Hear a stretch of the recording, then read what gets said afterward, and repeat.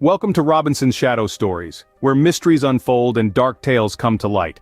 Dive into the enigmatic world of true crime with our meticulously researched stories, chilling reconstructions, and in-depth investigations. From unsolved mysteries to infamous cases, join us as we navigate the labyrinth of crime, uncovering the secrets that linger in the shadows.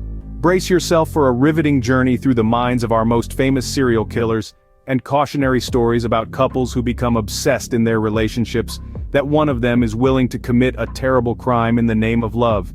The twists that keep you on the edge of your seat. Subscribe now and become a part of our community of armchair detectives, because the truth is always stranger than fiction.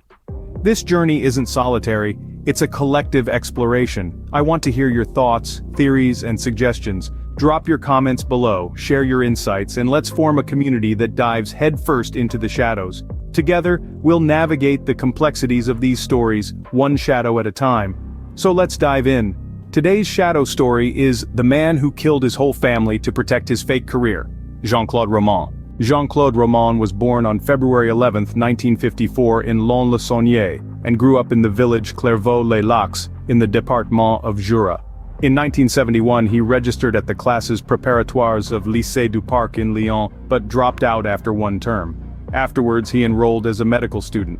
Ramon told friends and family that he had passed the first and second year medical examinations in 1975, when in fact he had purposely avoided taking either.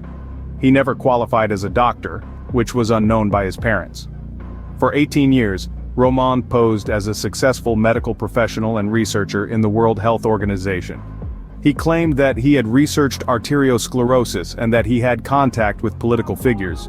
Ramon lived off the money his wife and he had made by selling an apartment, from his wife's salary and from money given to him by various relatives who were told that he was investing it in various hedge funds and foreign ventures. Heavy suspicions also weigh around the death of his father-in-law, Pierre Crolet, who fell from a staircase on October 23, 1988, a few days after asking Ramon for reimbursement of part of his financial investment. Jean-Claude Ramon is the only witness to the accident. The courts ruled it an accident and Ramon was not prosecuted, later organizing his father-in-law's funeral and launching a fundraiser. He subsequently diverted all donations. On the 9th of January 1993, Ramon withdrew 2,000 francs and borrowed a .22 rifle from his father, for which he purchased a suppressor and gas canisters, and asked for them to be gift-wrapped. That night, according to authorities, he beat his wife to death on the couple's double bed with a rolling pin. He left her body until the morning, sleeping as normal. The next morning he woke his children, had breakfast and watched cartoons with them. He put them to bed that night, and, once they had fallen asleep, he shot them both in the head. After these killings, the only people who could expose him were his parents and his ex-mistress, who wanted back 900,000 francs that she had given him as a favor. The next morning Ramon traveled to his parents' house, where he joined them for a meal. Immediately after the meal he repeatedly shot both of them and the family dog. That night he picked up his ex-mistress, telling her they were invited to a dinner with the then health minister, Bernard Cautionary. Pretending that they were lost, he made her get out of the car and attempted to strangle her with a cord, spraying tear gas into her face.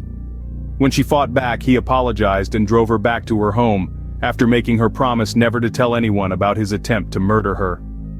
He then returned to his family home, which still contained the bodies of his dead wife, children, and dog. He sat and watched television before he poured gas around the house, set it on fire, and took an overdose of sleeping pills, which apparently wasn't strong enough. He was later rescued by local firefighters. Ramon's trial for the murder of his family began on June 25, 1996. On July 6, 1996, Ramon was found guilty and sentenced to life imprisonment with no possibility of parole for 22 years.